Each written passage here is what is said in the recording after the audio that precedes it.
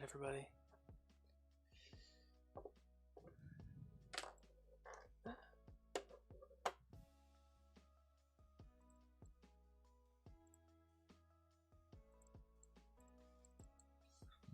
Hi. How you doing tonight? You excited to make something? I am.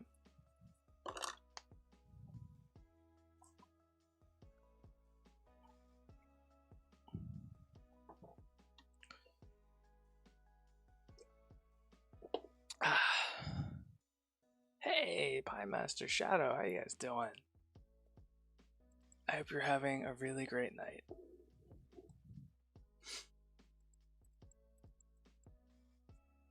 Let's get some water going on in here. Get that nice clean. Get some good clean cup of water for tonight.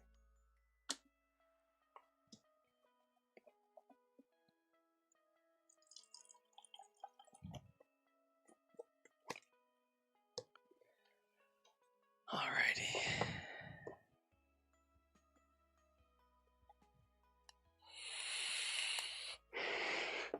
We're gonna dive in and get this frost giant all finished up. Oh, trophies.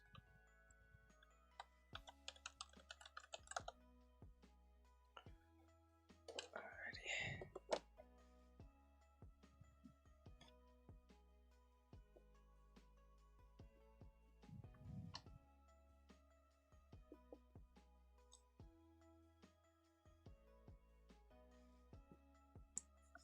Go with real dark handles on his axe, I think.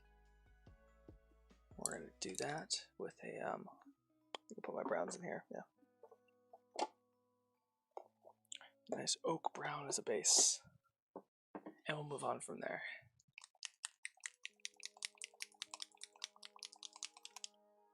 So just find a good spot in our palette here.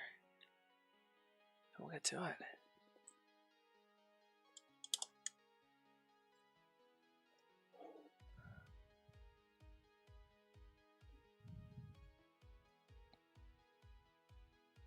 There we go.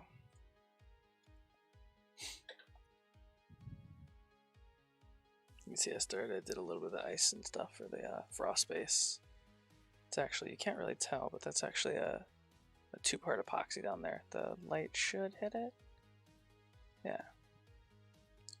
Not sure how I actually feel about it though.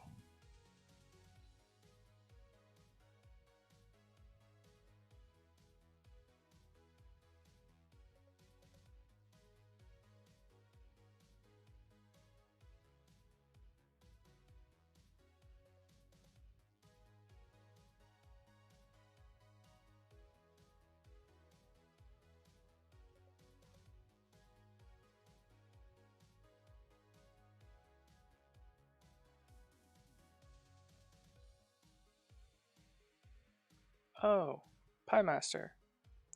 Did you see the did I show you the finished Gotrek?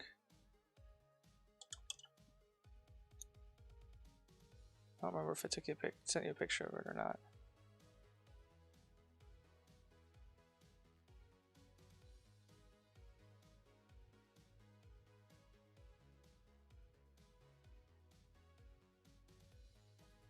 Huh. I got you.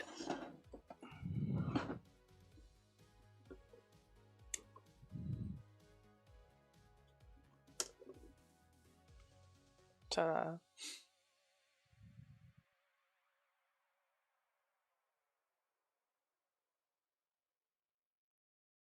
Let's get it into focus here, actually. Baha. This old game.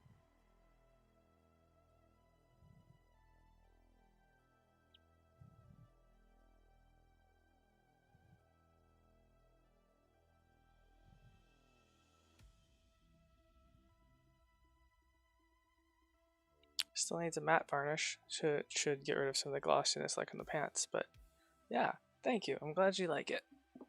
And I got your other guy that I've been working on in some of my free time.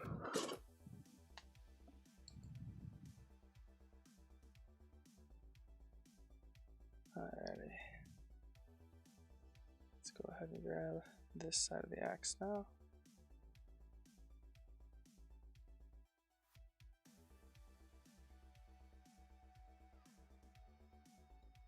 I'm going to do the wrappings in a little bit of a lighter color, but I want to make sure to get all the way up to the edges.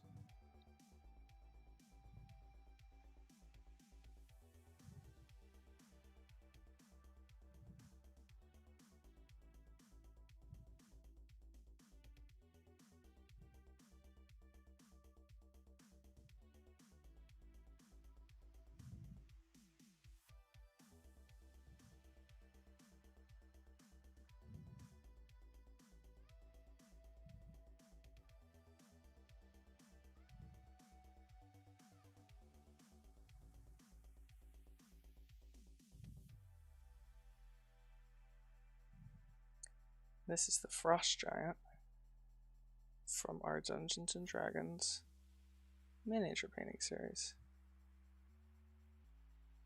Doing every entry here.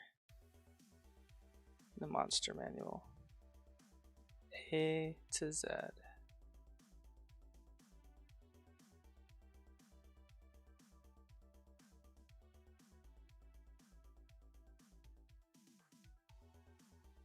Lost a lot of momentum last month and a half or so. I've had a lot of personal stuff going on, but things are resolving themselves.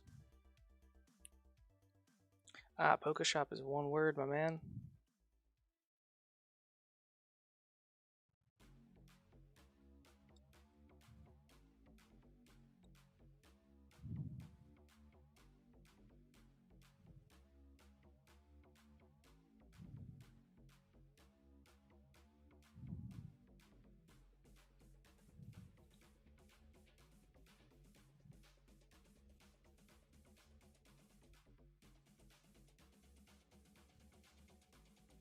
I'm purposefully using a real thin dark brown base coat because I want to get as much variation in this base coat as I can.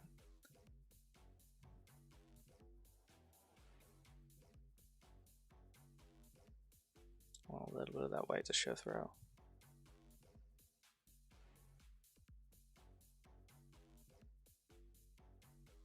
Not the white, I want the lighter brown to show through.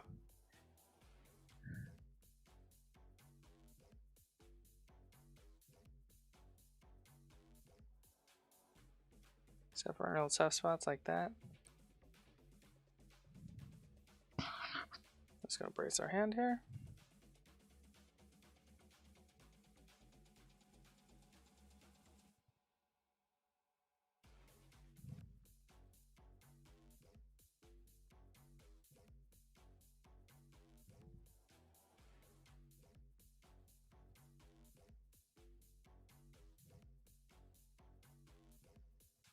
So this is a prime example of when it probably would have been nice if we overpainted our other color a little bit, because it wouldn't have been hard to cover up the blue, the super light blue, but it is hard to perfectly go up to the line here and not cross it.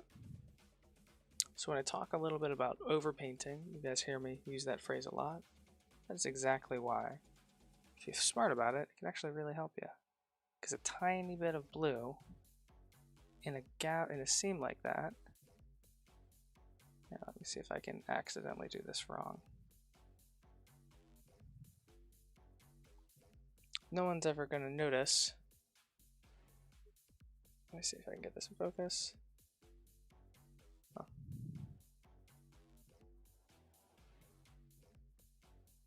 No one's ever going to notice that. Please look at what I want you to look at.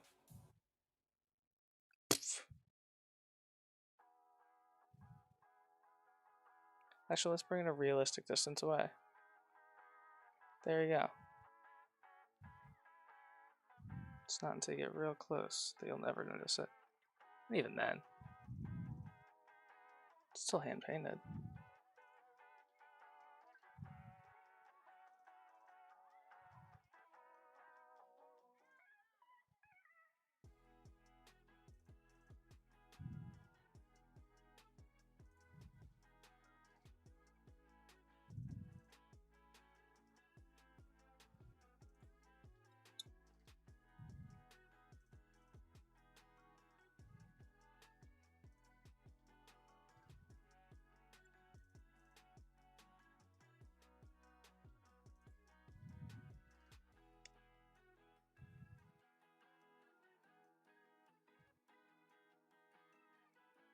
Okay.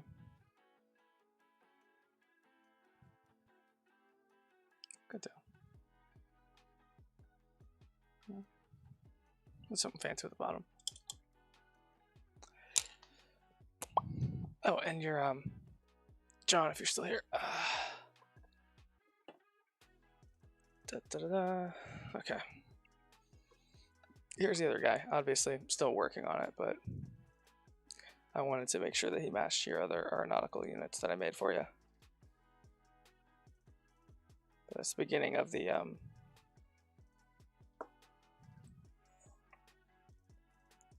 what's his name? Jacobson. Wow, see, I used the alcohol-based metallic ink. That might have been a.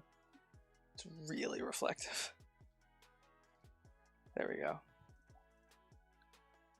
But yeah, I wanted to make sure he matched the other units that I did for you, sir.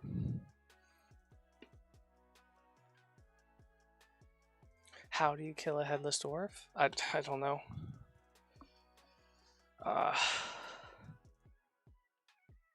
I mean, I don't know.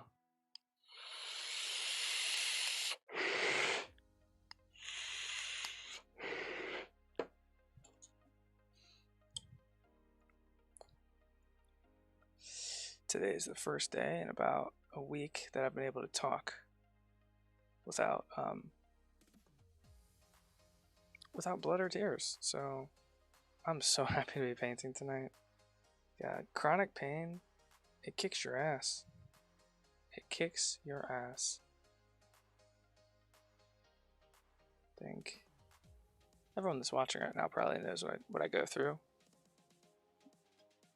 With my canker sores and everything.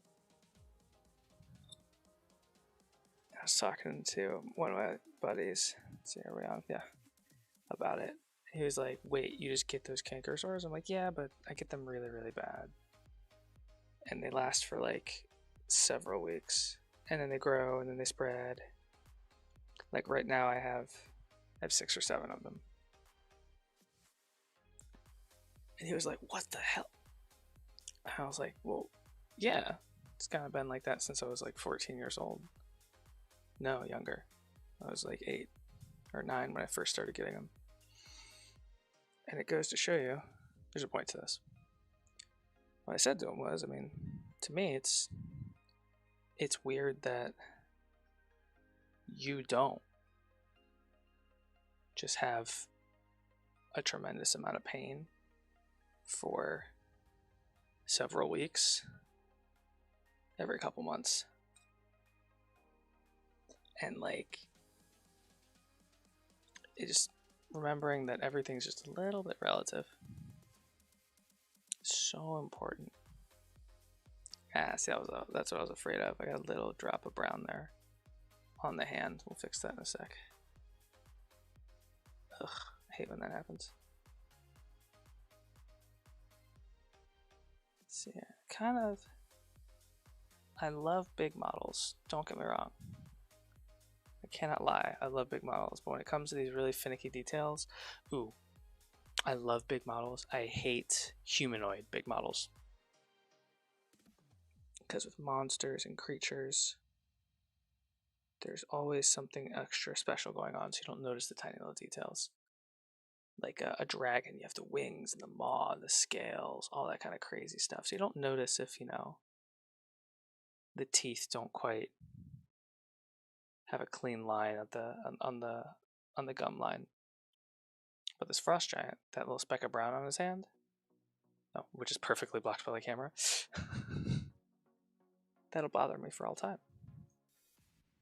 And it'll be very clear that it was just a super, super blatant mistake here.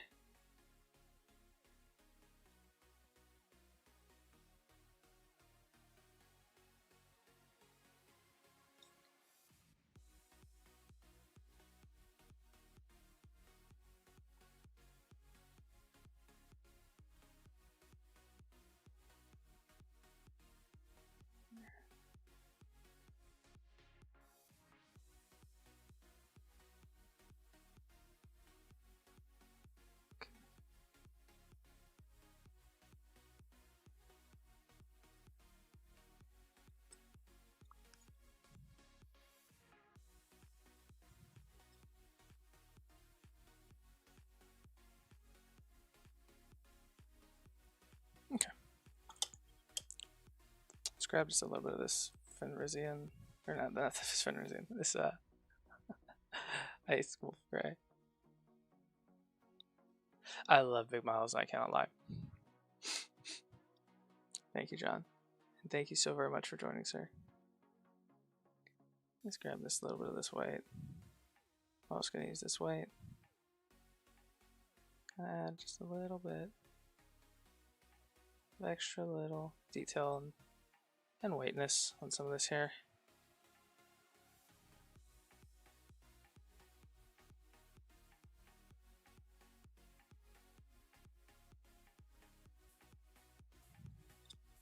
Oh, and of course his eyes. Forgot, guys, we haven't done his eyes. Let's go ahead and get a little bit of this. This is a very, very cool white. Oh, guys, it's a sandy gas. I don't even know what that is. But I hope I catch it. Alright, I'm going to use this very, very bright white, almost a white. I'll use my eyes here.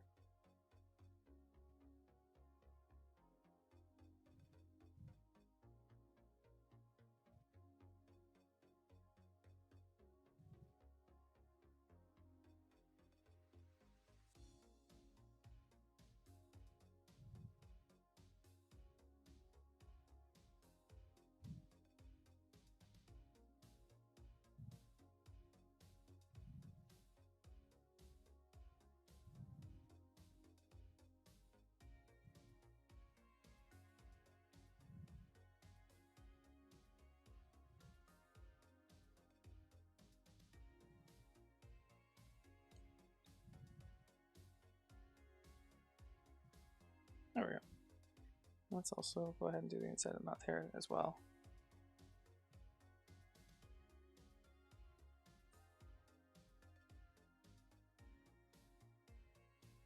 Ah. Alrighty. Let's go ahead and get a little bit of this with some details going on the these knuckles as well.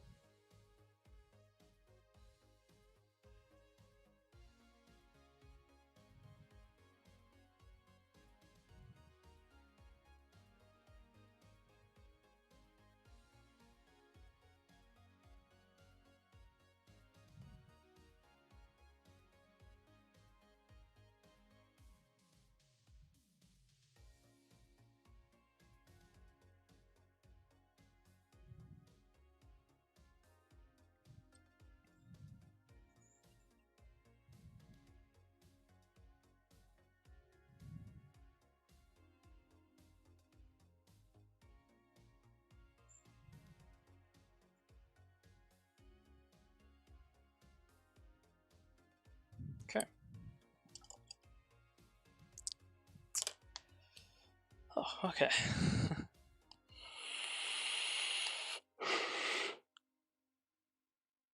So throughout painting this model, it's so funny, I've kind of accidentally worn away some of this gray that we mixed up at the beginning, but I kind of love it.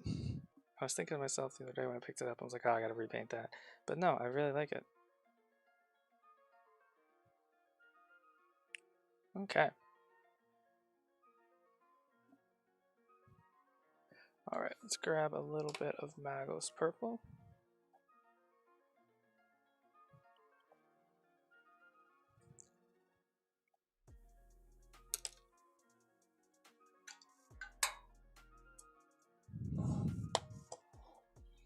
Because green's a blue. I'm sorry, I'm not an art person. Give me a second.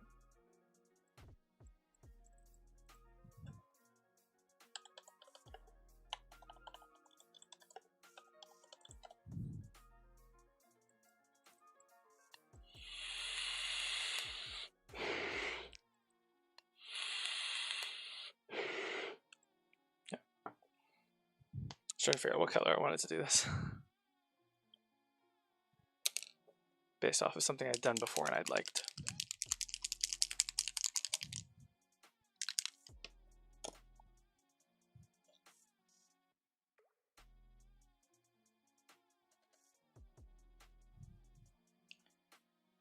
Just with the tiniest amount of Magos Purple. We're gonna add a little bit of stress around the knuckles here.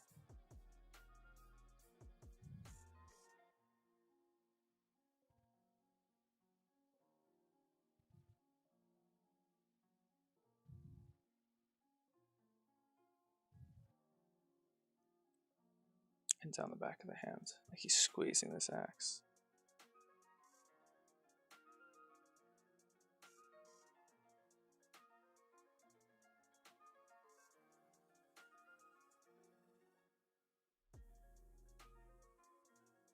Like so.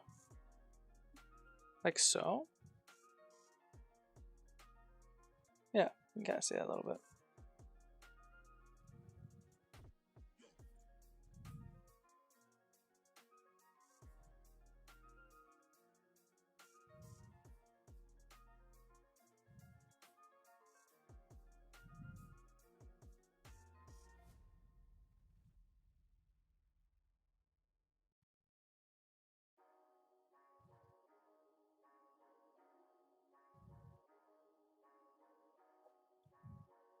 Okay.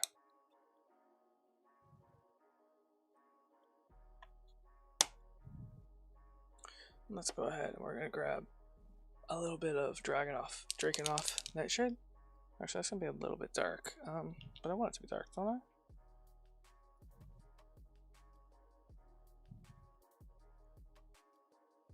Yeah. I realized I wasn't super happy with these, so we're gonna add a little bit to it. Time to do some actual house cleaning with your Pokemon. Haven't done it in a long time since I only watch you currently. Oh, thank you very much. I appreciate you watching me. Shadow, it means a lot.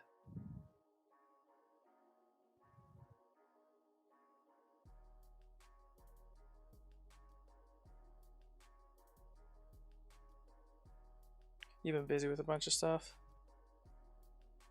Because I know you were getting really into watching Twitch there for a little bit.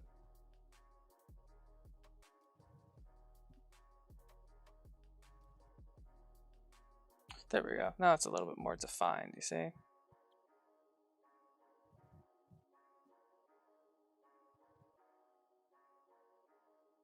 Oh yeah, Critical Role. That's right. That's legit.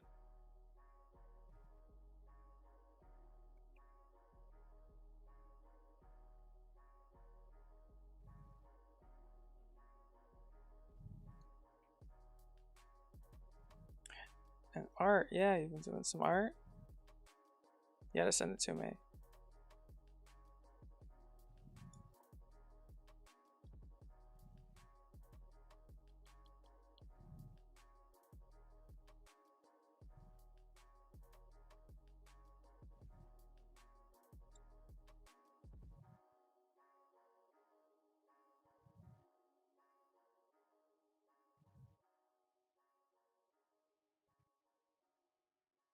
So what we're doing here is not doing any of this super uniformly. Just kind of making things a little different all over the place.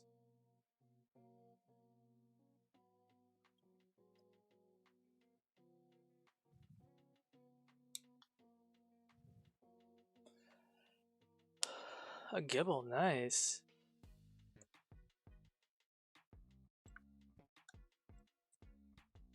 Oh, wow, I love that. I love that animal. I have to look up what a Casper is, just to see how close you are here.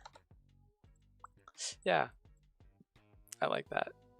It is terrifying. The eyes? Oh, wow.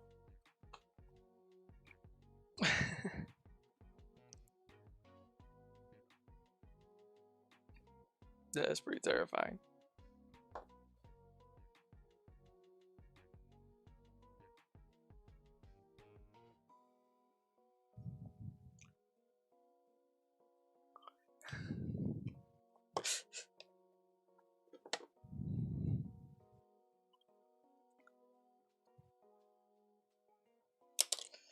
Okay. And it's going to be a harpy eagle. Wait, I thought it was, you said it was a mechanic. You sent your mechanical cassowary for D&D. It's gonna be a harpy eagle.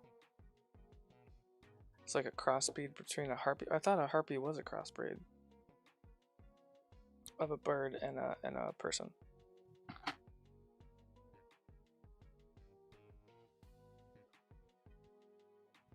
a little confused.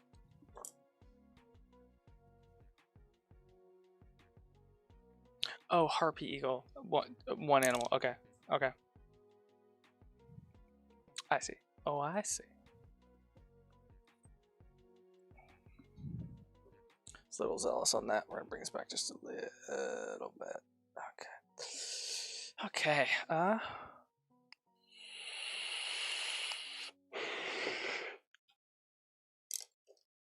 right. Let's go ahead. We're gonna go back to this glacier blue.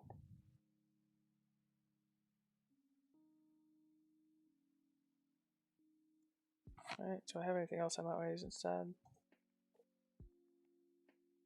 Not really. Maybe this. Wolf gray? Nah. Stick with what I got. Plus it's on theme, glacial.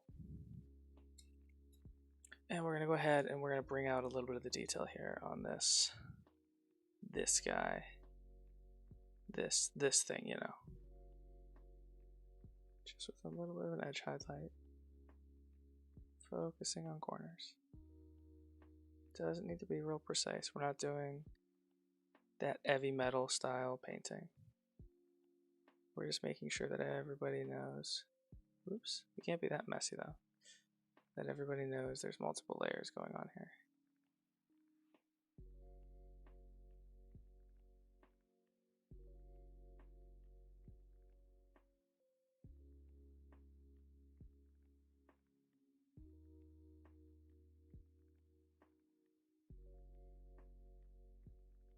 Like so. See? I can kind of see a little bit of the layers a little bit more. Oops.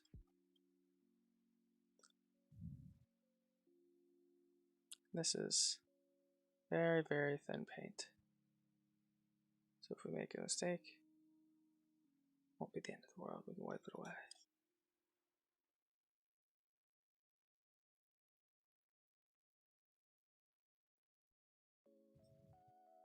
Concave corners.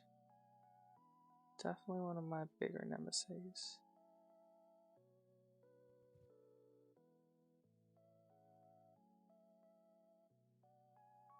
If you have trouble with edge highlighting too, and you want to get both sides of a line, an area like this, just go ahead and go with a thicker line and paint both halves. Gap in the middle. Like so.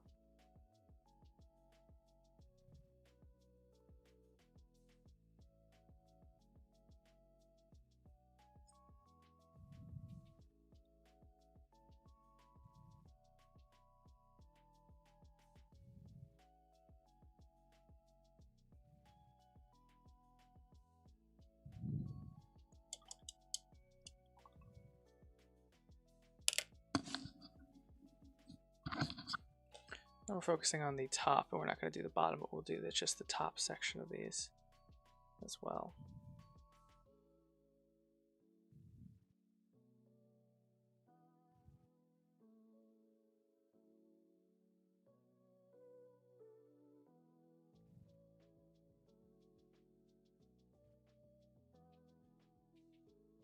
And there we go. There's our ice gauntlet. Well, I guess we'll do the back. We'll just do this area right here.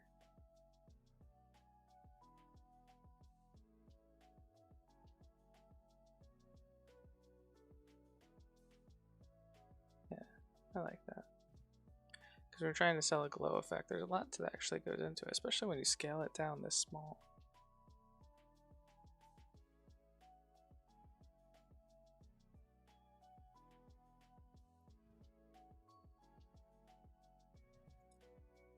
And this is also armor. So we're just going to kind of add a little bit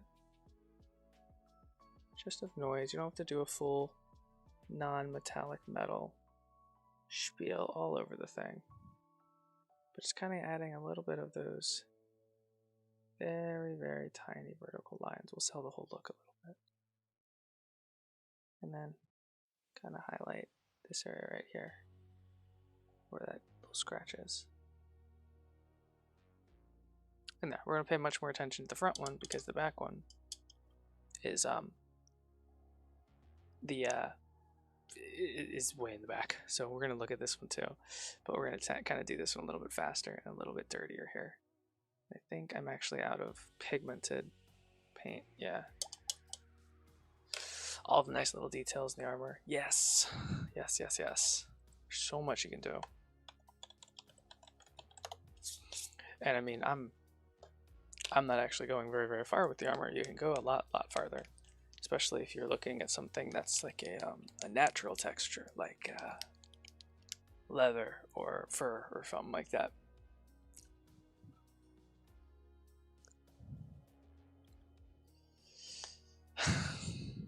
Little low. I like that. It's a cute Pokemon, yes. It's a very cute Pokemon. Alright, so this isn't really thick, so we're just going to go ahead and just add a little bit of water to our palette, mix this all up, and then twist it off our brush, clean off our paintbrush, and then go get our paint. Make sure we're just giving a little quick rotate there, so we're confident that we don't have a bunch of extra on there. And then for this one, again, same dealio, focusing on the top. We're going to go a little bit lighter, not lighter, just different.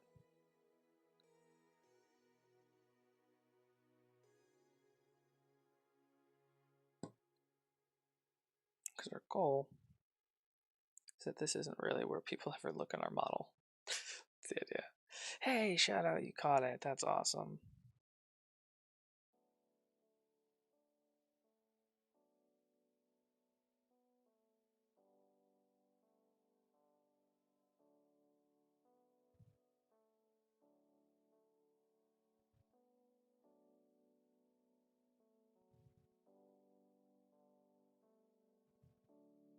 So when you're doing metallics and stuff, you're not going to be like wet blending non-metallic metal and such together, or even multiple metallic shades of the same color. The key is to be bold. When I say bold, I mean let your brushstroke show. Is this metal is a scenario where we're not really sketching anything on there. There we are. That's all it takes.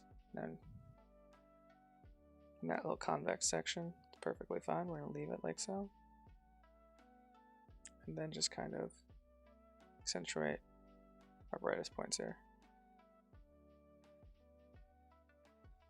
And again, just adding a little bit of, just a little bit of noise, especially here in the end.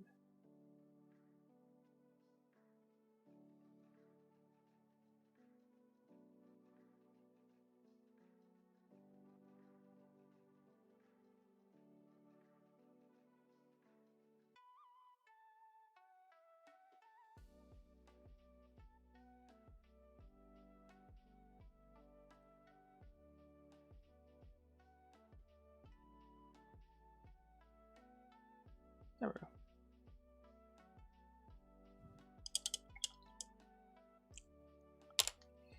And there's our other gauntlet all done.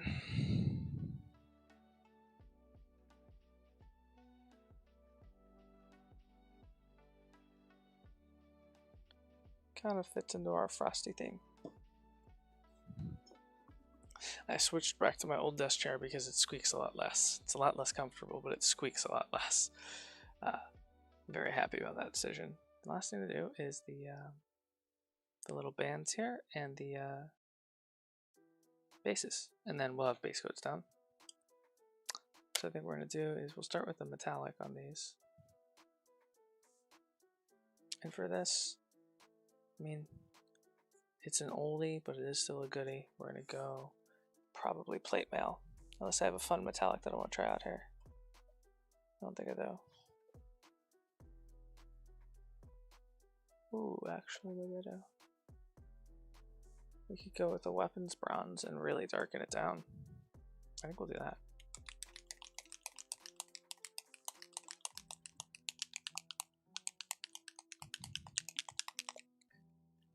That's a hard choice.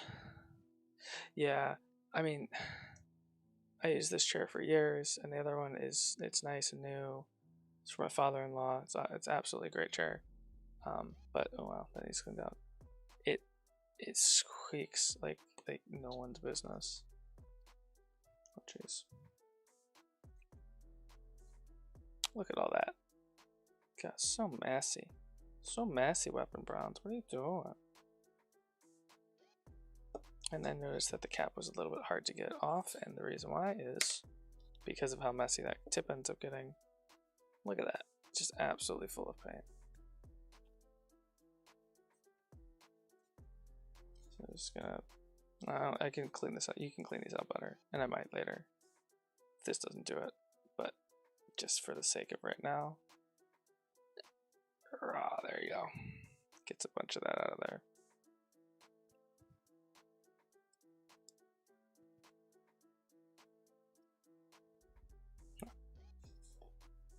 That's pretty much it's actually pretty dry acrylic paint.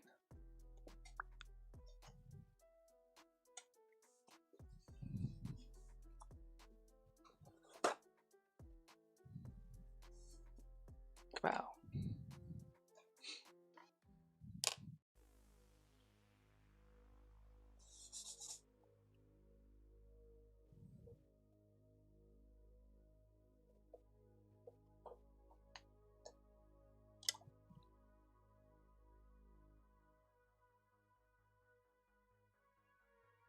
Keep this pretty thin so we don't clog up our details.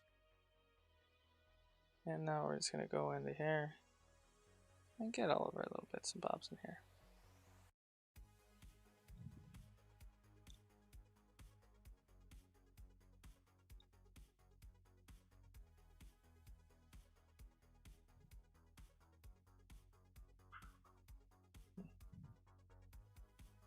Like so.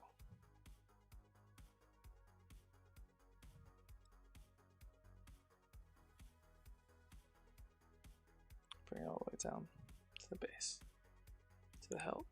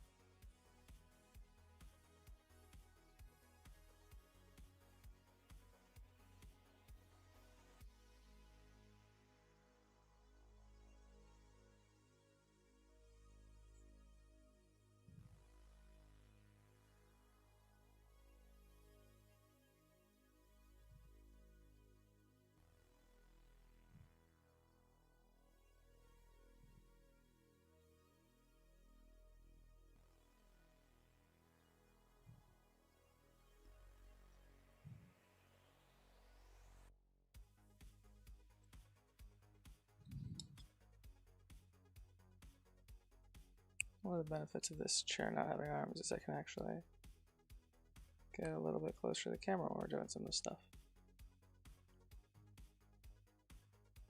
There. You guys won't be able to see everything, but you'll be able to see a little bit more than before.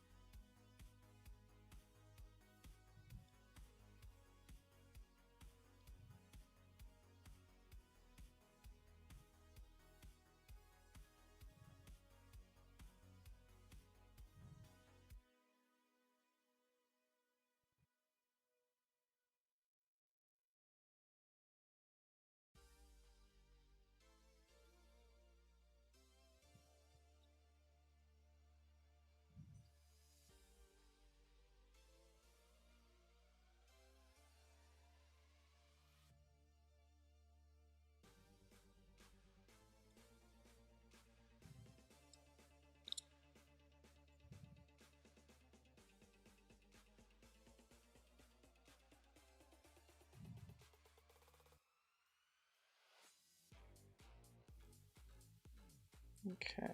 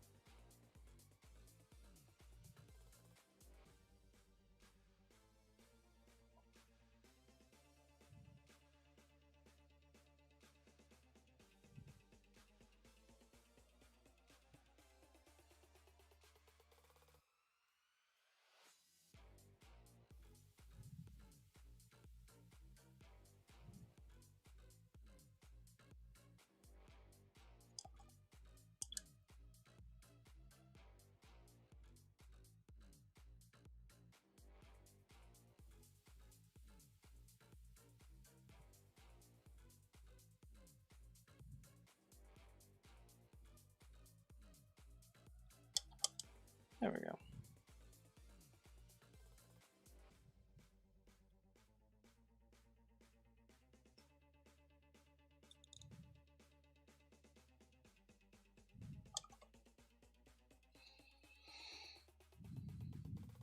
Well, this one will be a little bit easier because it's not as hidden away in the model there.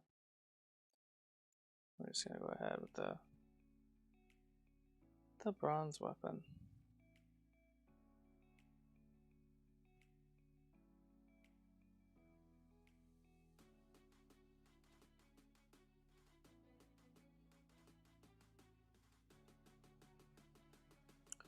And just fill it all in there.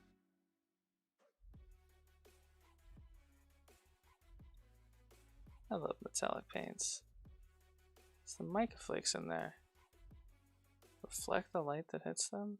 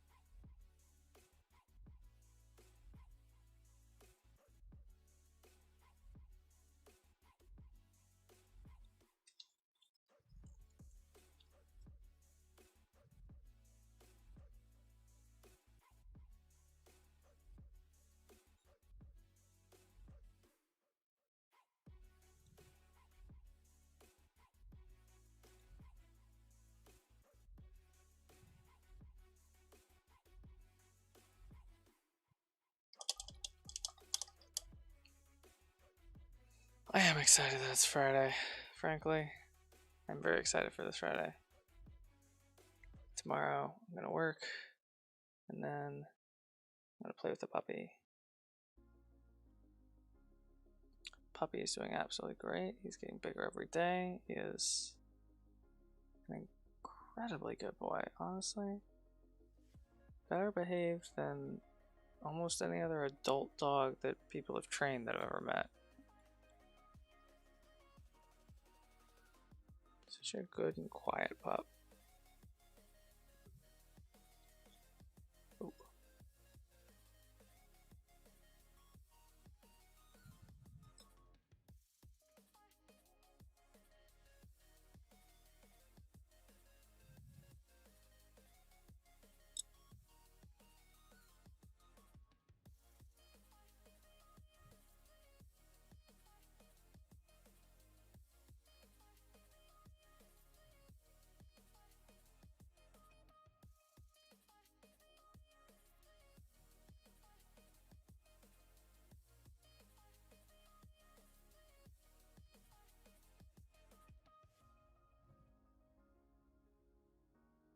Drake is old.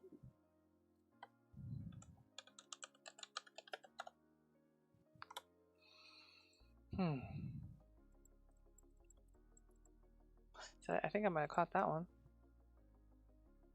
I did. Yay. It's a dragon. It's a dragon electric fossil type Pokemon.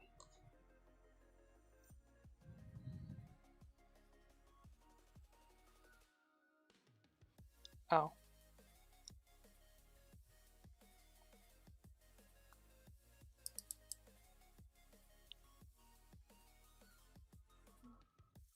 Huh.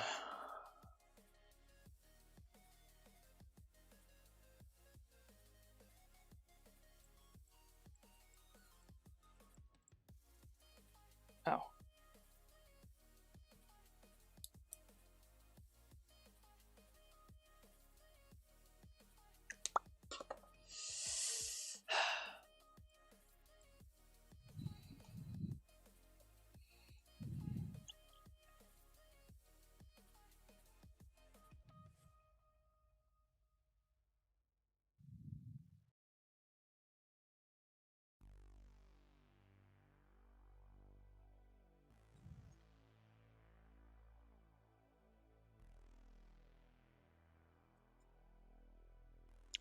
Oh no, you didn't get her with an Ultra Ball? That sucks.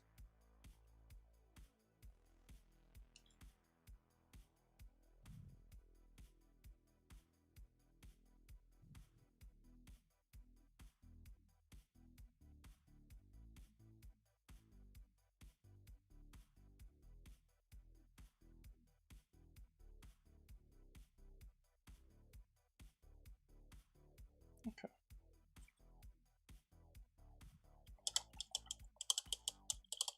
Getting there.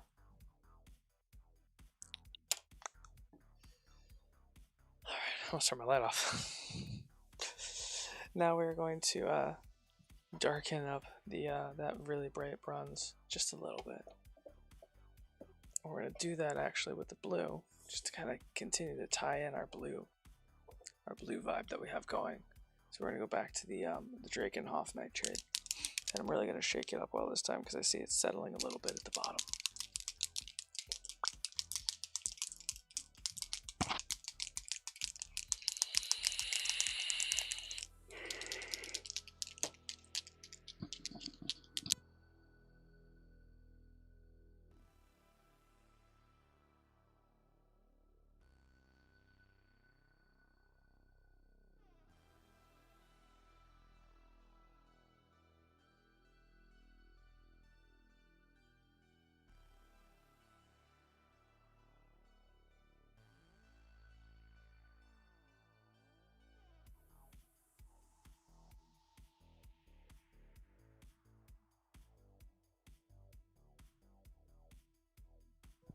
Okay. So let's go ahead and get a slightly larger brush here, because we don't quite need that same level of precision.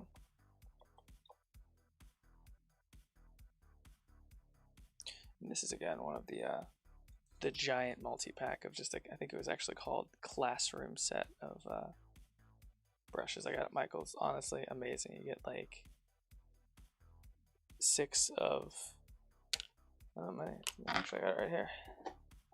If you are a miniature painter or you just want to paint something that's a little bit scale, you get, let's see, 1, 2, 3, 4. You get 9 brushes of 4 different sizes that range from 10 to,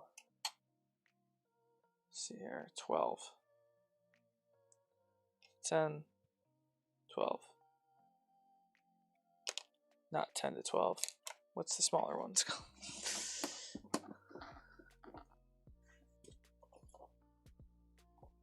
8.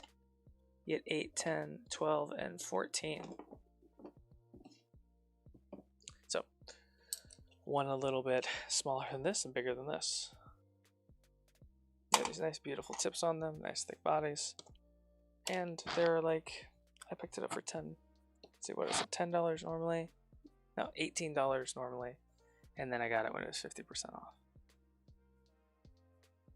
And they're great for applying washes and such. So this is Drakenhof Nightshade. And we're just going to apply that all over this.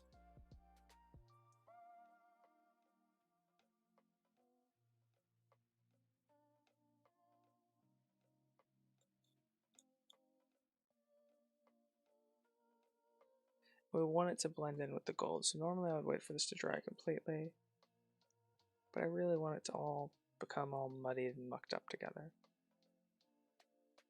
What I don't want to do is accidentally go over it too many times, like so let's say I was painting right here, or right here. I don't want to go over it a bunch of times like that, because that'll just wipe away both the gold and the nightshade shader.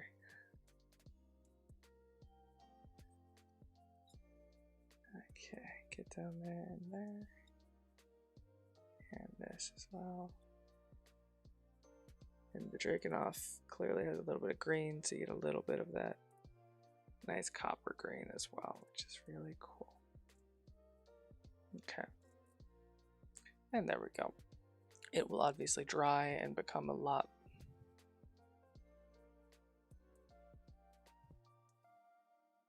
less shady, as most shaders do. As they dry, they kind of shrink a little bit. And then this, same thing. Just applying it pretty liberally on this area here.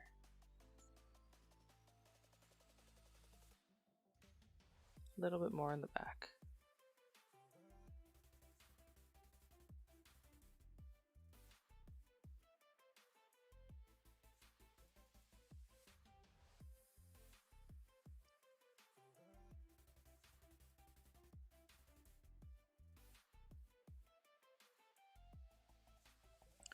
We're actually going to overpaint this one just a little bit underneath, because then they'll start to add a little bit of a shadow there as well.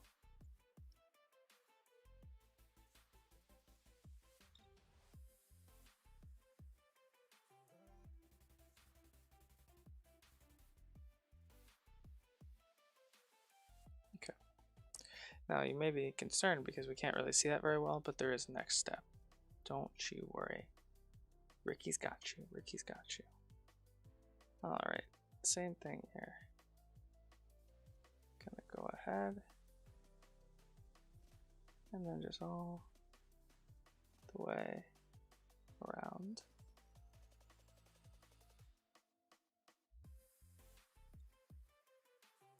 And up here as well.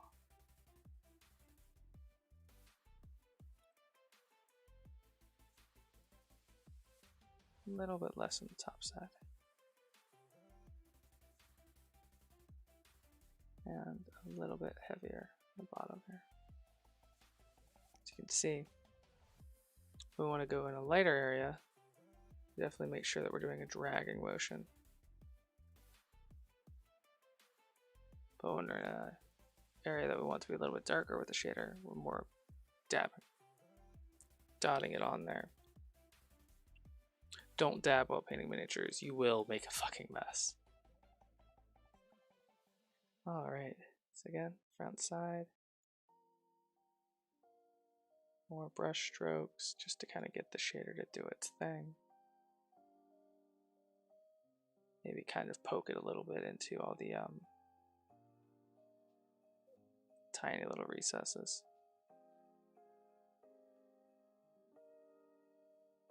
On the back, we really want this to be dark, dark, dark.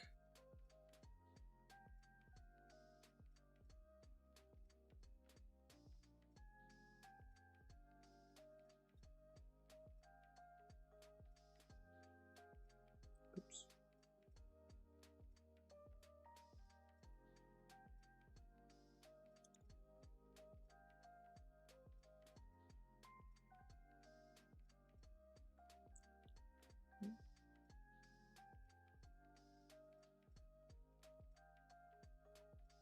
Okay. Now that's definitely going to need to dry a little bit. Still not super happy with the mouth. There we go.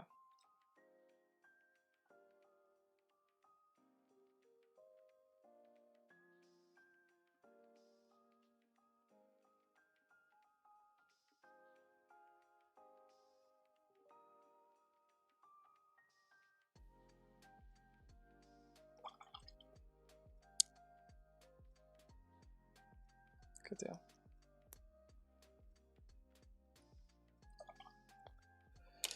Okay.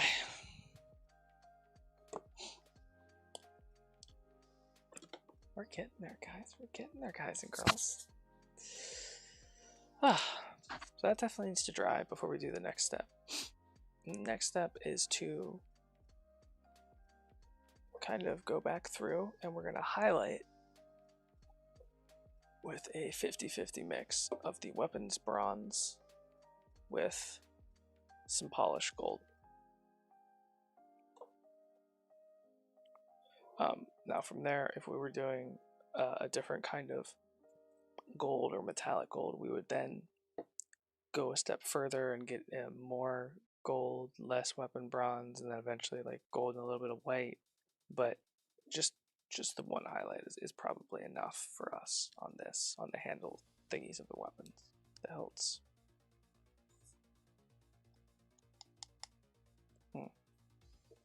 That's right, I wanted to try to do this with the Dragonov Nightshade. Or I need something a darker blue. Pterodon turquoise maybe? Paint this ice a little bit. Let's see if we can even get anything to go on that. This is the Gorilla Glue's 5-minute 2-part epoxy. Yeah.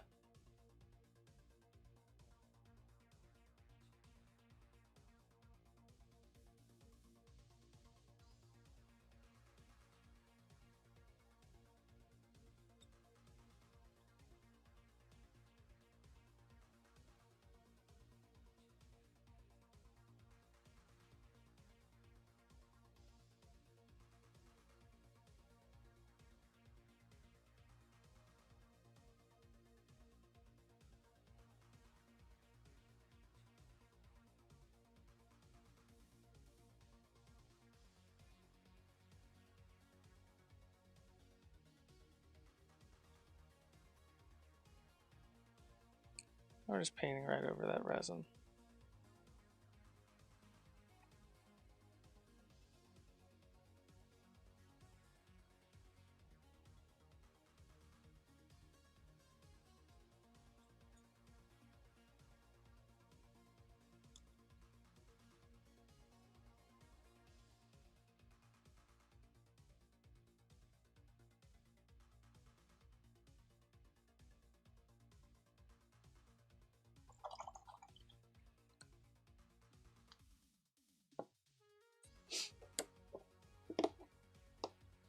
Okay. Guys, it's all coming together. I'm very happy with this.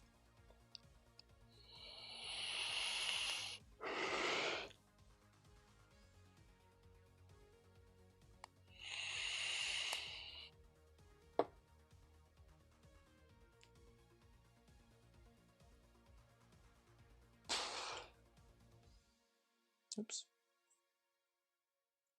Oh, fine.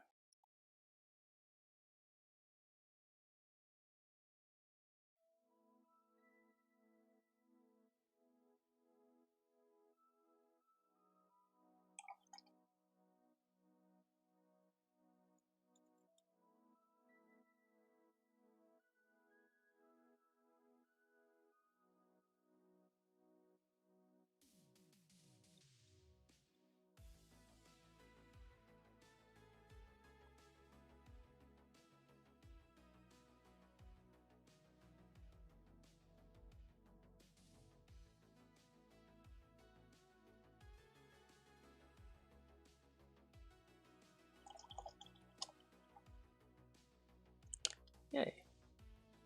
Okay. What else is left on you, sir?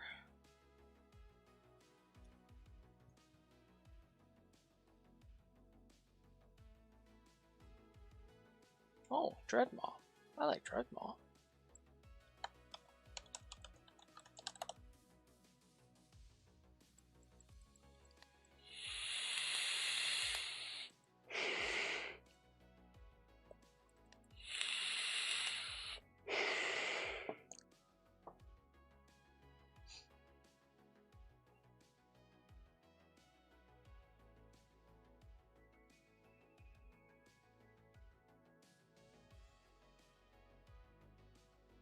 One moment.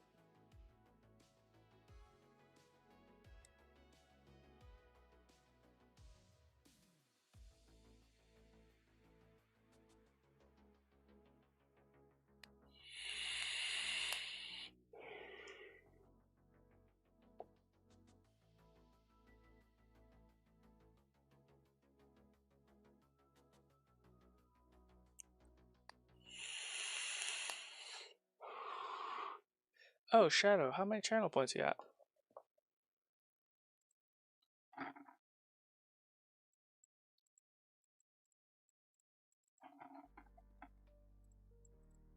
Nice.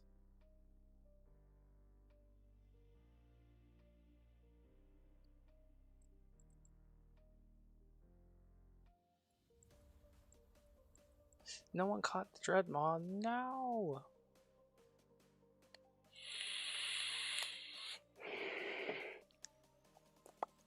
Okay. I think we're pretty much done on this.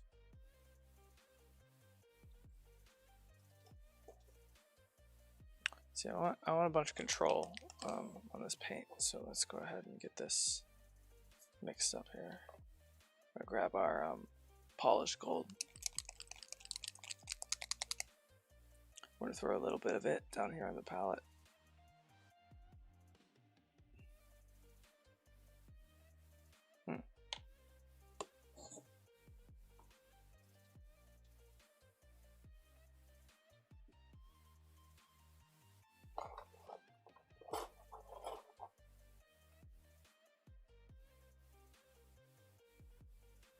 We're going to attempt to. It's been a while since I used this gold, so it's a little clogged here at the tip.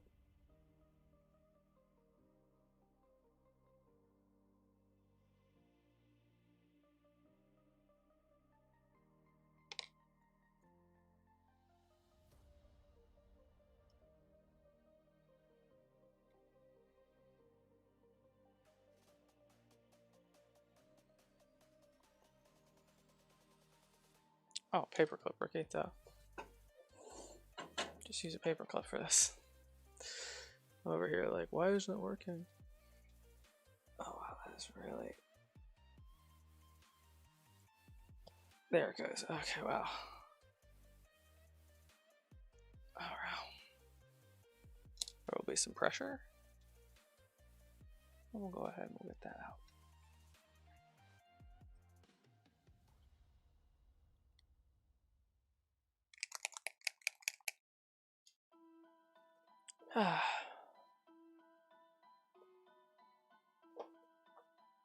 And let's go ahead and get a little bit of that and put it in here with the weapon bronze. A little bit more.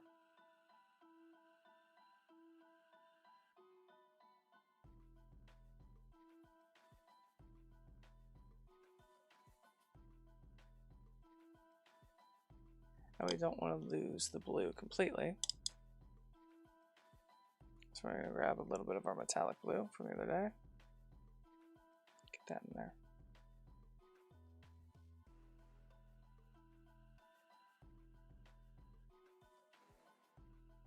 There we go.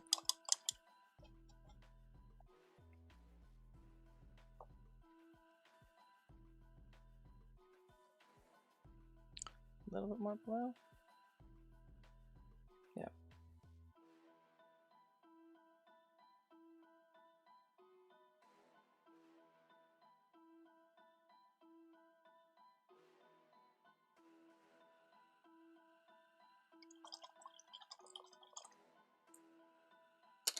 Good deal. And then we're going to go ahead and grab a little bit of that mixture there. We're going to go ahead and we're going to add our highlights.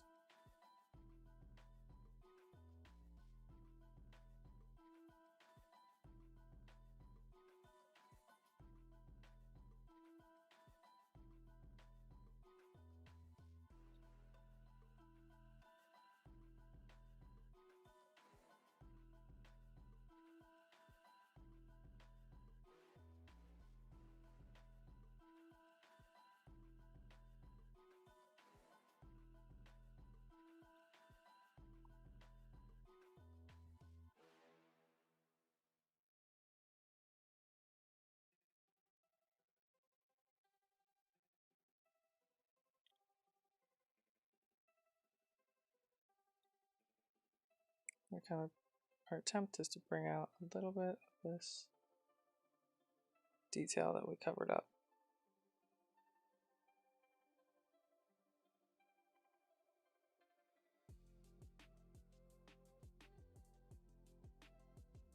Just bring it back into the light.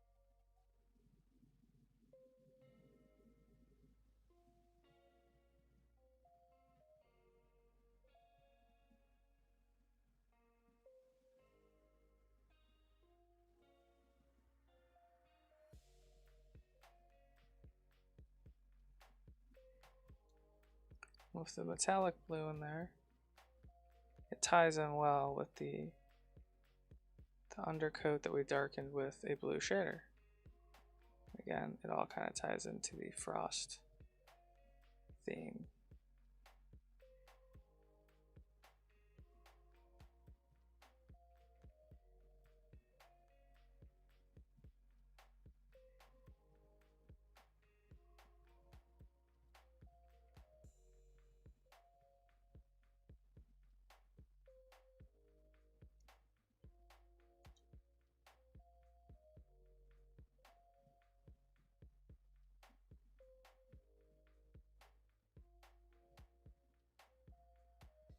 Okay. Let's go ahead and grab this etching here too, where we have this color.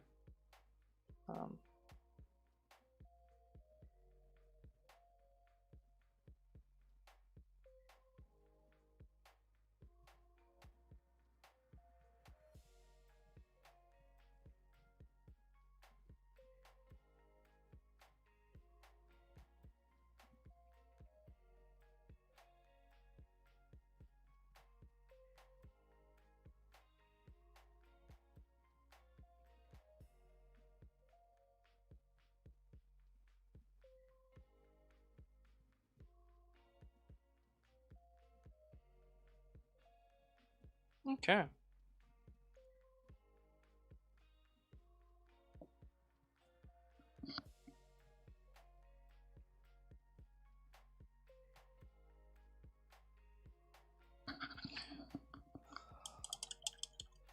Okay, the children's book is not 100% meant for children. For kids. Oh. What is it?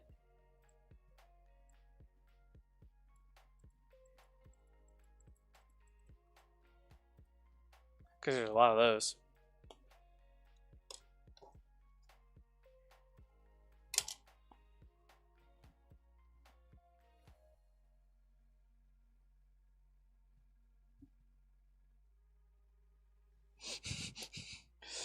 Oh, yeah. And the things that we make for kids, especially when you're an adult and it comes out of context a little bit, oof. Yeah, big oof. That's exactly it. Big oof. Oh, so I'm gonna try and do a little bit of a stream tomorrow night after work.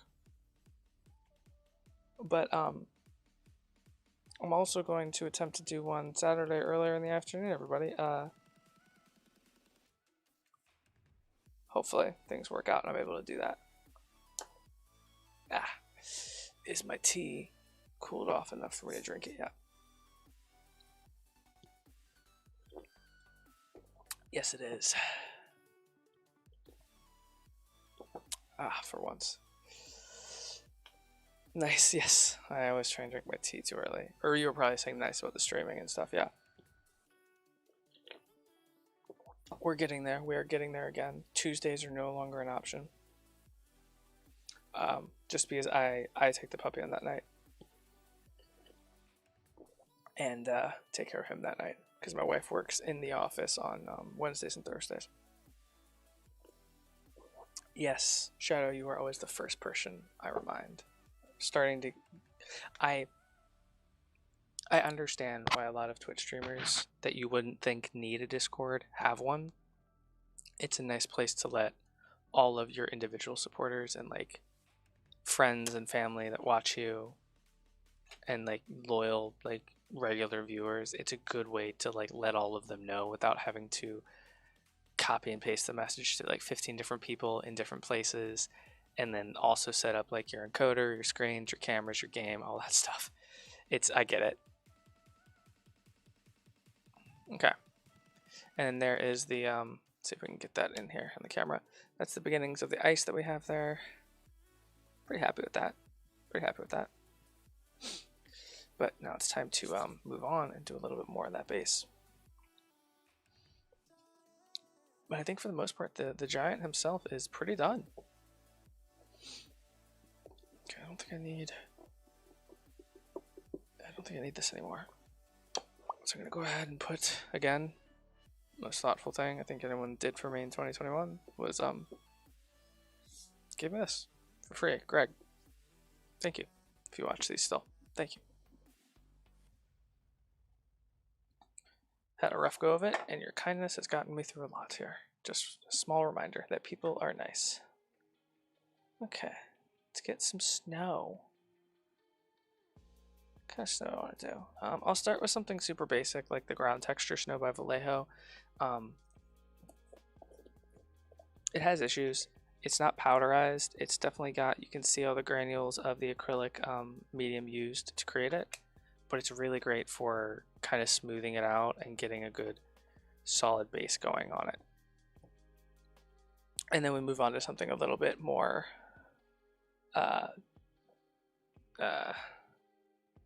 actually powdery, like this stuff by Woodland Scenics, the actual snow. Yeah, but we'll just start with that. See where we land.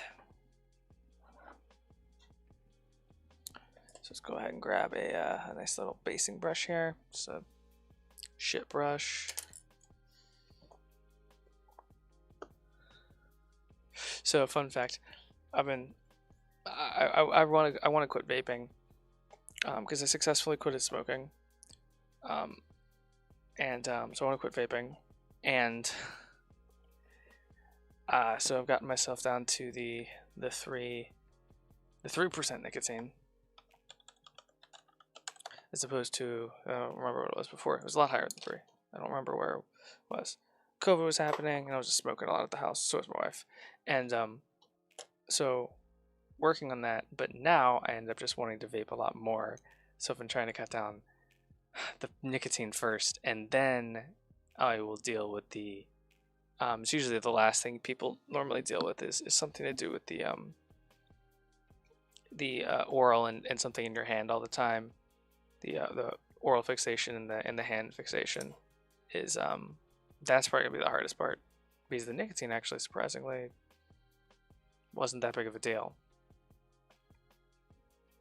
I went from I think it was 12. I think I went from 12 to 6, and then I was like, yeah, whatever, 3. And now I just bought some 0%. And I've been smoking that today. And yes, I've gone through a lot more juice. Because my body's still trying to do the nicotine thing, but there's no nicotine in it.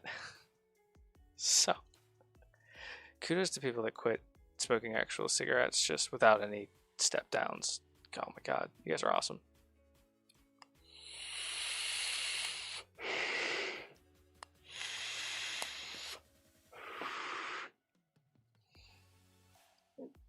Shadow, I'll have to tell you when I quit cold turkey one day on a whim.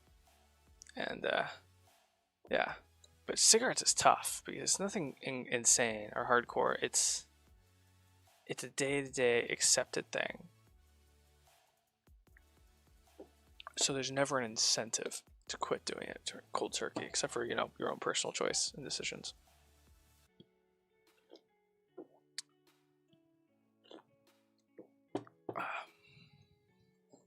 Okay.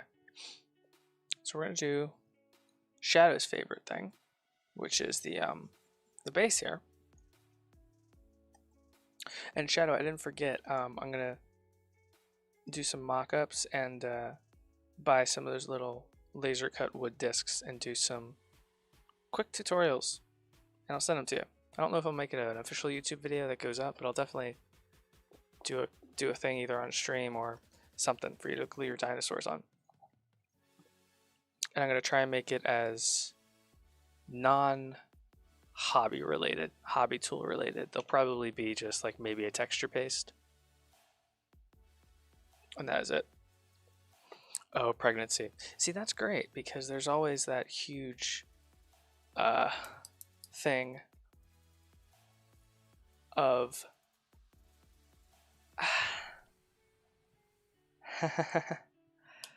of wanting to take care of the baby and all that good stuff. That's always a huge and phenomenal motivator. Alright, so we're going to grab some of this.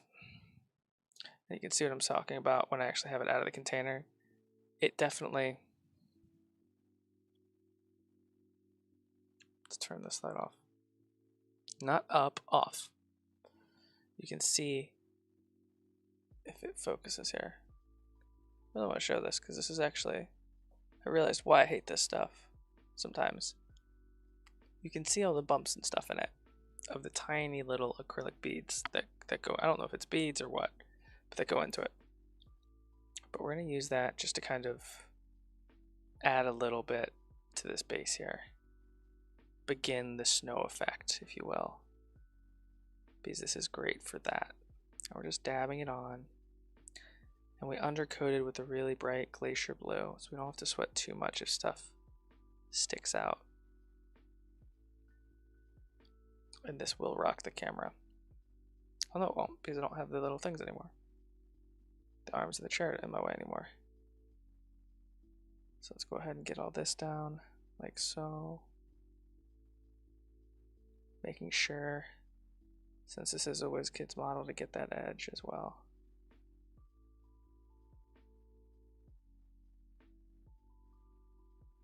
Just starting to get this to a more realism spot. Now, when you're using a texture paste like this, the number one thing you gotta remember is it's gonna dry very hard, and it's gonna dry and stick to itself. So if you have too much on there and you try and get up just a little bit, it's not really gonna be possible. But you can apply as many layers as you want or need to.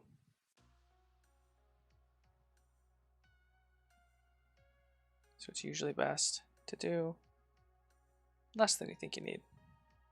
Especially if you're in a scenario like we are, where we're going to be covering it up with other flocking and stuff.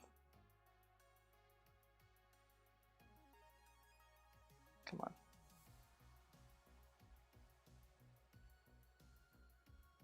When you're doing this too, especially when you're doing something like snow, as opposed to the mud that you see me use a lot on the channel, you want to not use the same, like, just stippling technique all over the place. Like, it's okay to use. You want to use a little bit more of a variety because the like the sand and the snow, they are more uniform. Whereas that thick Russian mud, part of the reason why I love it is like it has what looks like sticks and all that other stuff in it going on. And it kind of adds a little bit of texture and noise to itself without you having to add it all with your brush. And if you just use the same technique all the way around, it will very easily not work out for you.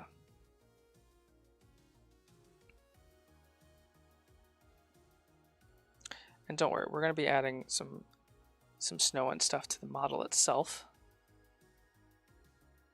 So if you get a little bit on there, if we get a little bit on there, do not worry. And since this is snow, we want to try and look at our model from the side just to kind of get rid of some of these really pointy bits, because it is still snow, so it should be a little bit more rolling. So when I'm doing this, I'm kind of brushing it, or I'll stipple it on and kind of spread it out.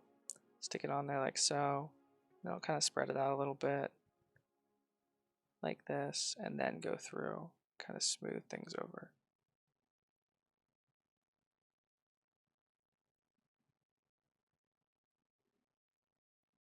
Spread it around, and then just kind of, there we go. You're doing it, Ricky, you're doing it. As you see here, just doing tiny little bits at a time. One of the benefits of doing big models like this is you can take your time.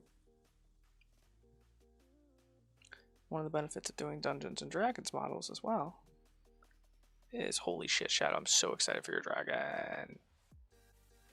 Mid-October, having summer weather. Yes, that's so cool. I'm so happy for you. It's starting to get a little bit colder here. I'm so upset. And yeah, snow and ice are probably my favorite things to do scenes of.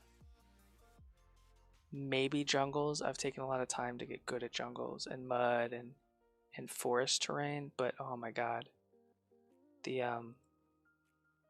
snow and ice are so great and so pretty.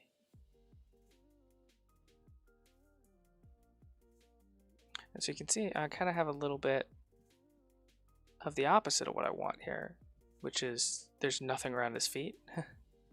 His feet should really be a little bit buried in the snow, and that's kind of on me for not doing this in the right order. But you should really start around the feet of your model, so you can really dig it on there.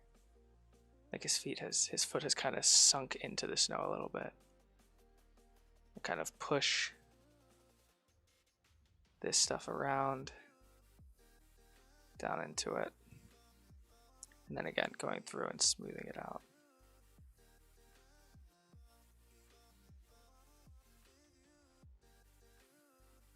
Good deal.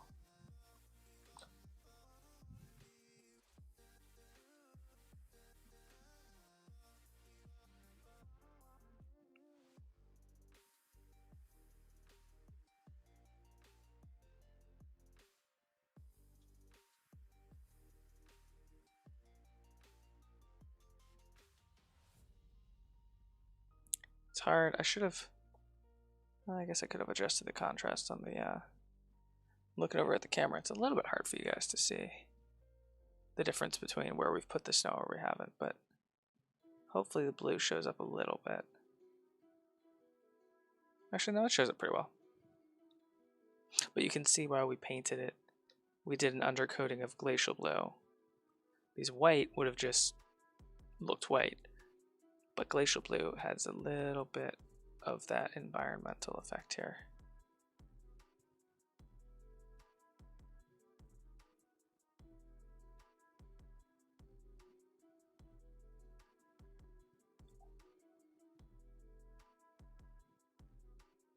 Let's go ahead and get this back in here. We'll do this foot a little bit better. Start around the base of the foot.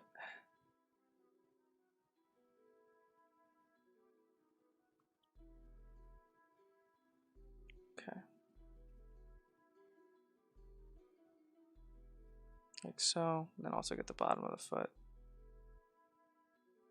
Like so. I want to build this up a little bit in the back here.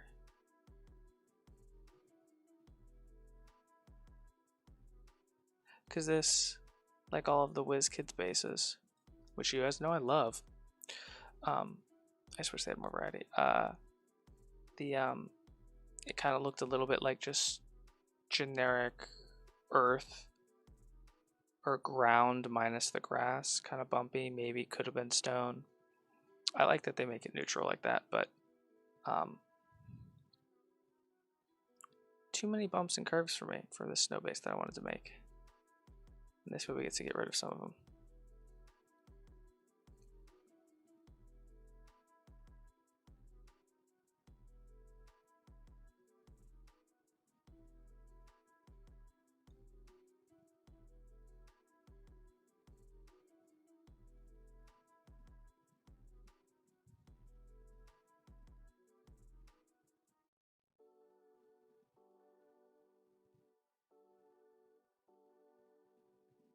Okay.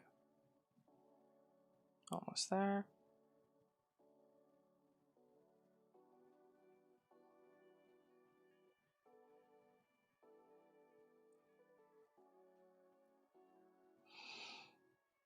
Last little bit. I want to make sure to do the edge of this as well.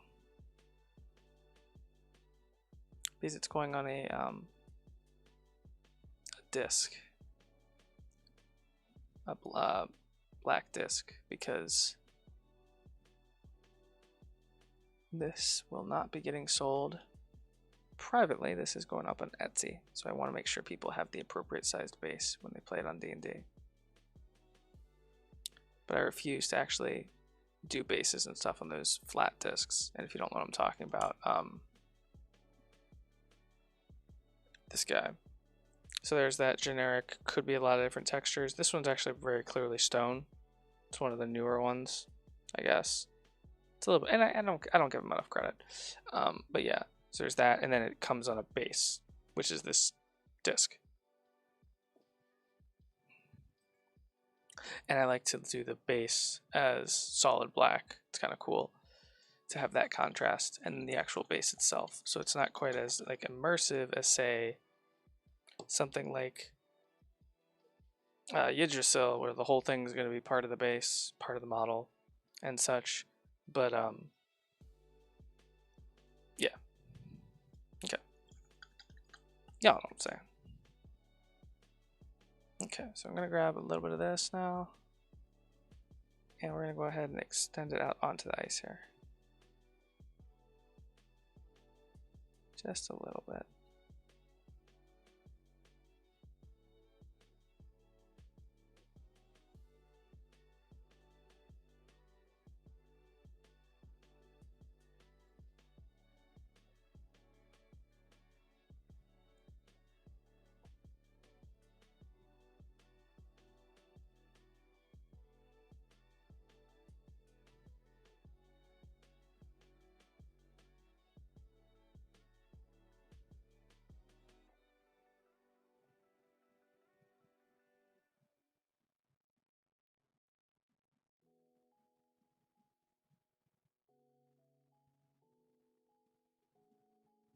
There we go.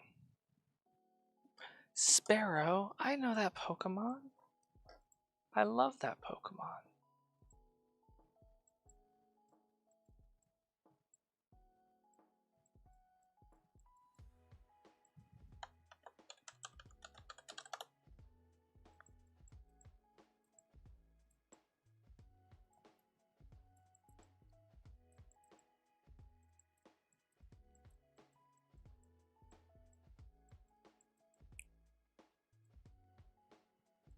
Oh, that's pretty cool.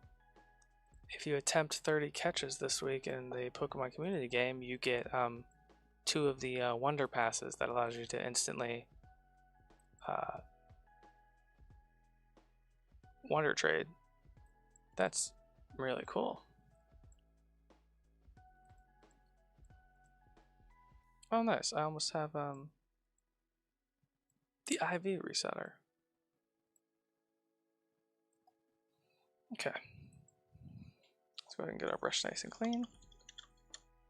Well, as clean as we care for it to be. Like, it's actually, like, you can never actually use this brush for painting. You can see how, actually that's not too bad. How clubbed all the bristles are. It's actually really not that bad. I guess continually using it as a basing brush and cleaning it is actually done really great for it. Hey, I caught a sparrow. Yay! We're going to put our nice painting brushes away so we don't accidentally get tempted to use them. And for any of my miniature painting enthusiasts out there that have paints on the go kits and stuff, this is, can't believe I never thought of this. I just took a knife and I cut some slits into some foam. And then boom, instant brush carrying case or travel thing. And yeah, if I used my hot wire cutter, this would look really neat, and I could actually make them like little like actual squares, cut little squares out of there. But these are just I cut into it with a knife, and boom. So yeah, if you're looking for a good way to store your brushes, what's great is if you get some of the brushes here with the plastic tips, as long as your normal brushes are beneath it, like so, you have an instant, really safe and secure way to just throw this in a box so that when it bumps around, or like a tackle box sensor or something, when it bumps around, it hits these two instead of smashing all your bristles.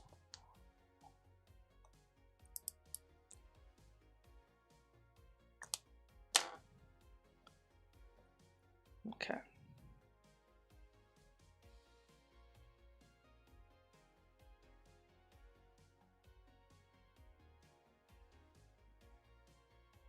Just kind of smoothing out some of the texture here.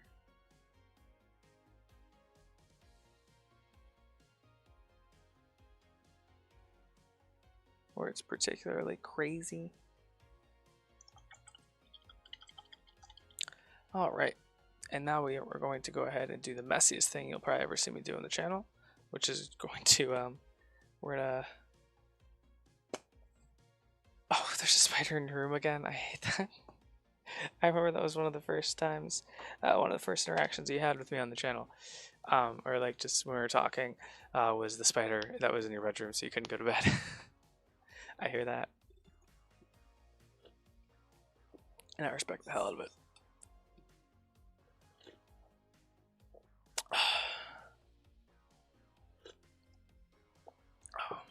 Oh yeah, that one, from before, that one, I think either went missing for you, I can't remember. Or was that the one that was dead? I don't know. Ow, I just bit my tongue. That sucks. That really hurt.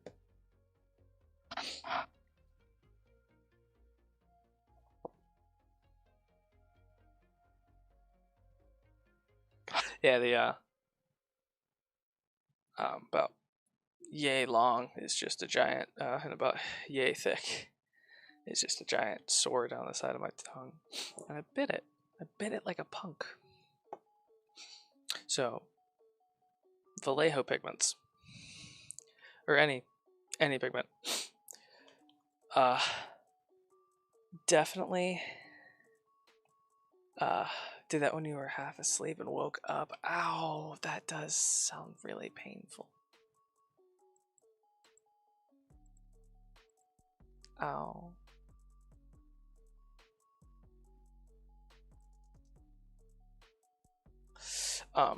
Is that this stuff will get everywhere instantly, every time, because it doesn't set. It's pigment powder. It's a powder. So any kind of moisture that you add to it will cause it to start clumping. But if it doesn't have moisture, it doesn't set to itself. So we're gonna grab a brush. like here, we want something with like soft bristles, decent amount of size, and a good area. And what we're going to do is we're going to kind of add a little bit, and it gets everywhere. You just kind of deal with it. We're going to kind of add some snow and stuff. It's a very good snow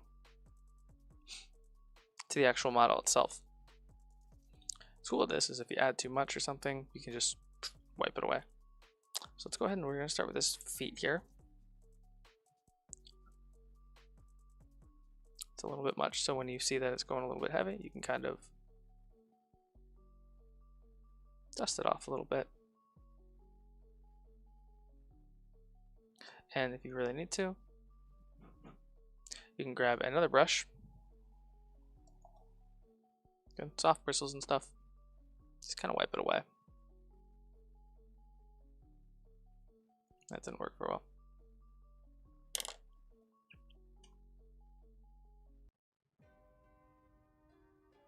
Tiny bit of moisture. No, okay, I'll clean that up later.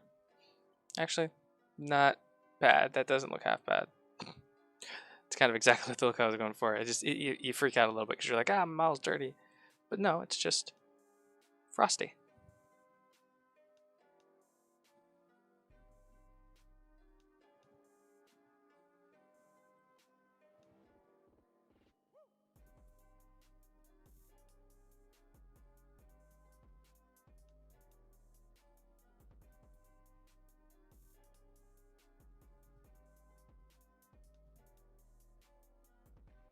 And with the white, actually,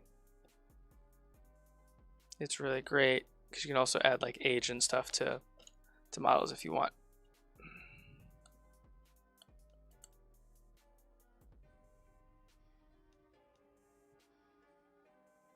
Or add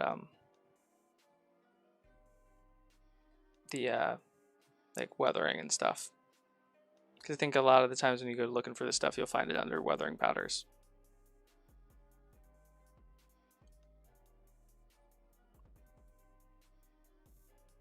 I went really heavy down here by the feet, where you've been, trudging through the snow.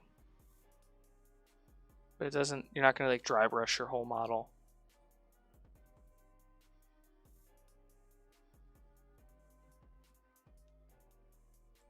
You can leave it clumped up a little bit. You want some of that in there too. Like so.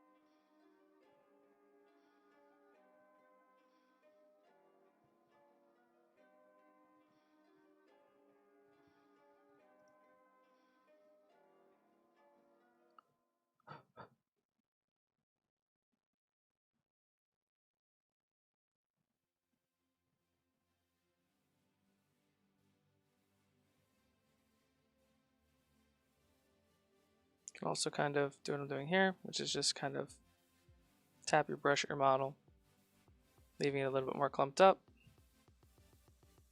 like so.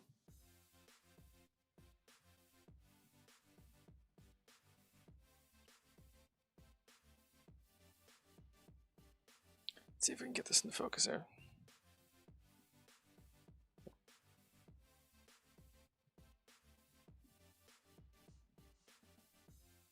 Lots of really bright colors going on here, so we might not be able to.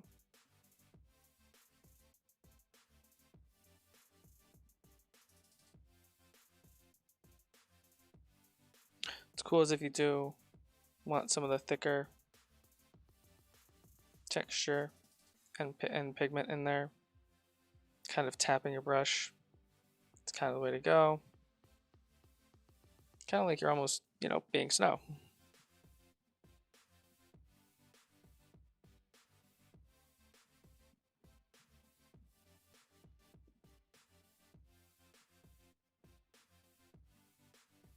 Yes, like he is fighting in a blizzard. That is exactly it.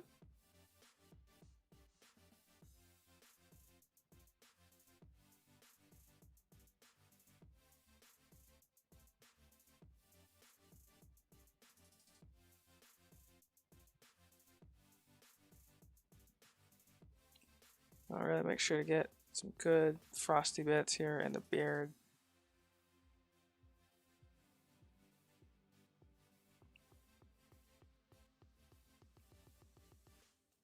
Here on the axes as well.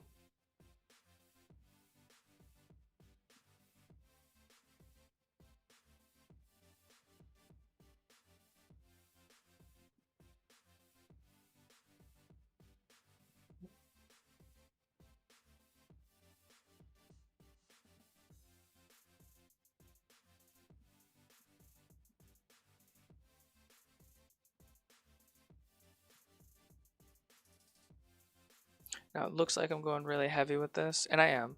And the reason for that is not a lot of this, not all of this that gets put on here is going to end up sticking or remaining because this is a pigment powder. So unless you're doing something like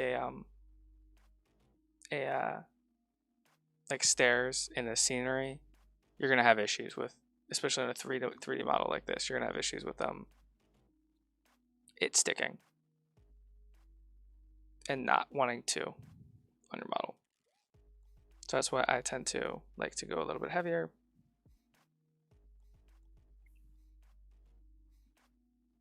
Let's see here, did I get most of them? Yeah, I got most of them there. Definitely want a lot of snow and stuff on top of the head here.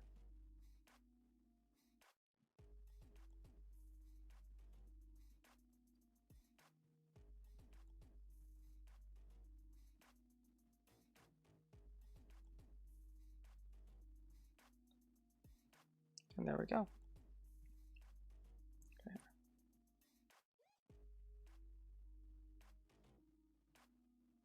There we go. Cool. Now, do not breathe out on your model. None of this is set. If I were to take a hairdryer and blow this model right now, all of this pigment powder, well, for the most part, almost all of it will go away.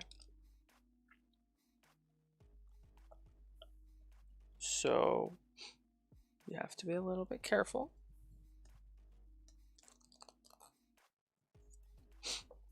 Now what we're going to do is, and I'll show you this. Okay. Is we're going to spray it while it is still on the model. And this is what I'm talking about. It does make a fucking mess. It's hard to clean up a little bit. Take something damp and you keep wiping it away. I just want to get this to the point where it's not ending up all over my hand and then all over my phone and then all over my everything and then all over my pants, and then my wife's like, what the fuck are you doing in the basement? So let's go ahead and get our hands a little bit damp. And we're going to look something up real quick. And what I'm going to look up is, because I always mix them up, if we use IPA or mineral spirits to set pigments. I always forget.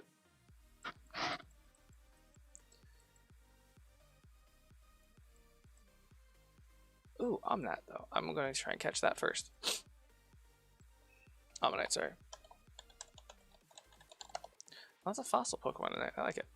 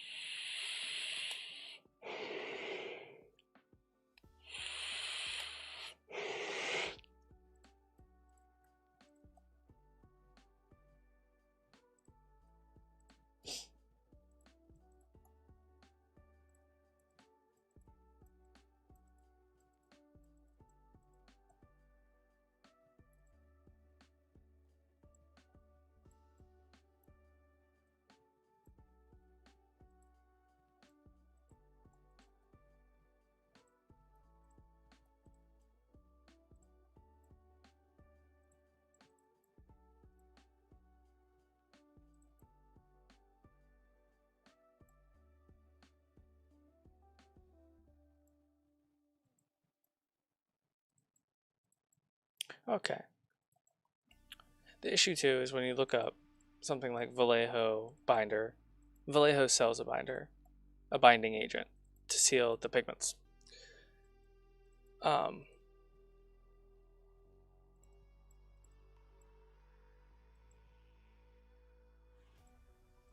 And so you get a lot of answers that are just use the binder, but sometimes it doesn't work for every application.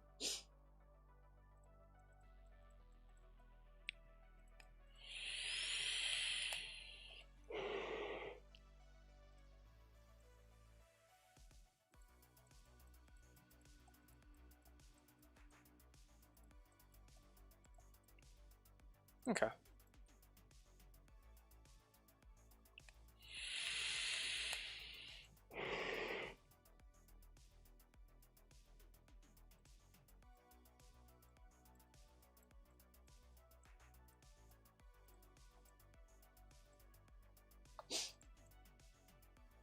So basically we just need to use some kind of agent that's going to penetrate into the pigment as well as a little bit into the paint. So something like isopropyl alcohol will work, or the other alternative is something that's going to seal the model, which is kind of what I need anyway. Ow. So do I have matte varnish here on hand?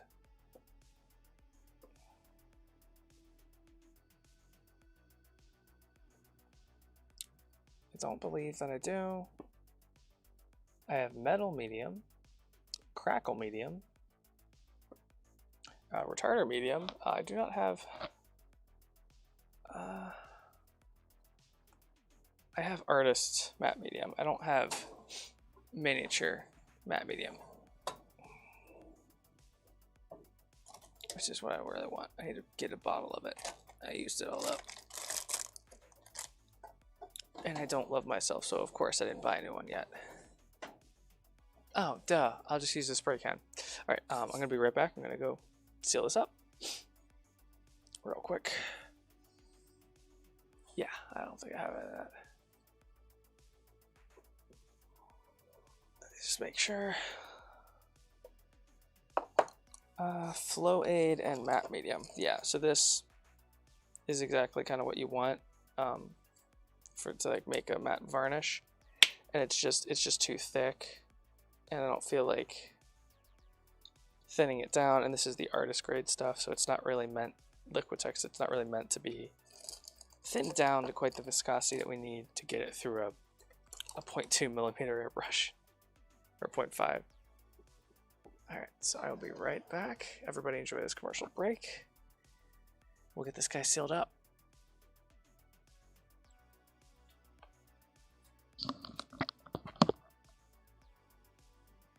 And we'll remove it. Also, yeah, so this is what he looks like now. Very frosty. And we're going to be very careful when we move it, because we want to not ruin it, obviously. Actually, I think I did this not too long ago live on stream. I did the Gandalf. That's chipping medium. Why do I have a chipping medium, a crackle medium, but I don't think to buy matte medium? I love my logic when I go to the hobby store. I'm like, oh, that's new, and I don't think about buying replacements for old stuff. Ugh, whatever. I need that. Be right back, everybody.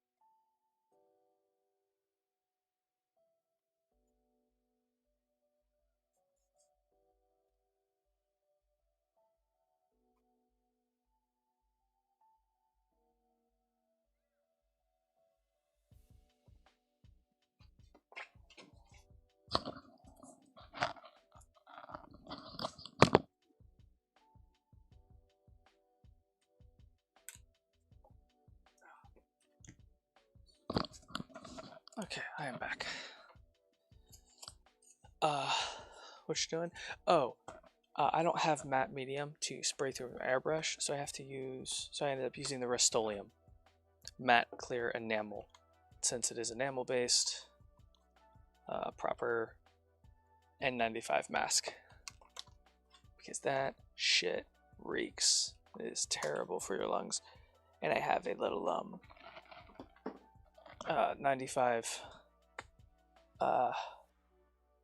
air filter system thing that you guys won't ever get to see me use because it's pretty loud and it sits on the desk and it's like huge.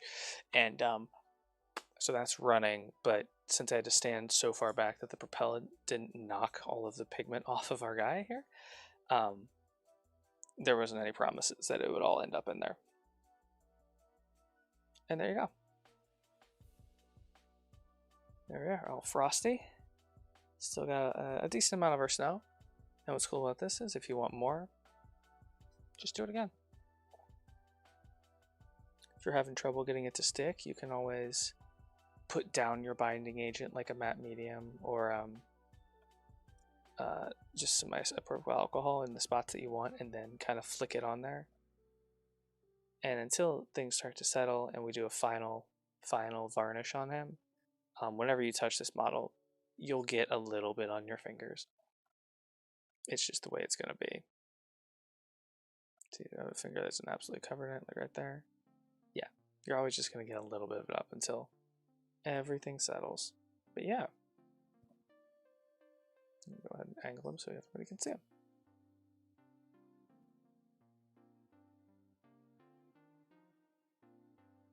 Okay, and there's our base so far.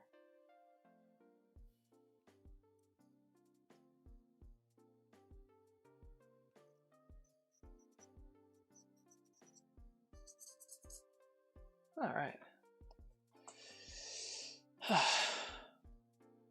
Yeah, I'm gonna poke a catch. Okay. So everybody, this is about gonna be it for the stream. When we come back tomorrow, we will finish up this base on this guy. We might add another little round of the pigments on here. I won't have time to go to the store to get new stuff, but I'll figure it out. We'll add the other kind of snow as well as some foliage here into the to the base, kind of maybe a rock or something. I like rocks. It's nice to stream again. I thank every single one of you for joining, for watching. If you see it later on YouTube, give it a like. Thank you so very much. And that's it for me. You guys are wonderful. I hope you have a great rest of your night. And that's it. I gotta go play some video games. And go lose some League of Legends probably, and just enjoy my evening. Good night, everybody. Oh no, I always do this. I'm not ready to end the stream. Where's the button? Oh no, we're gonna raid. Duh. Let's see here. Gonna go ahead and raid Weeaboo because he is on.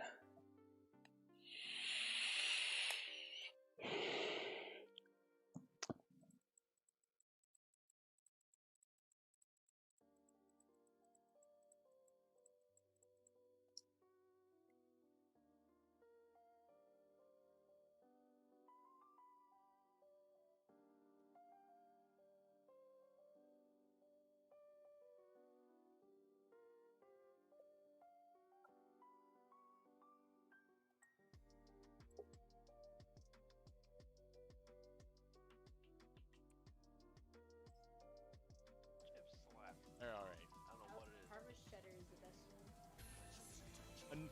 What?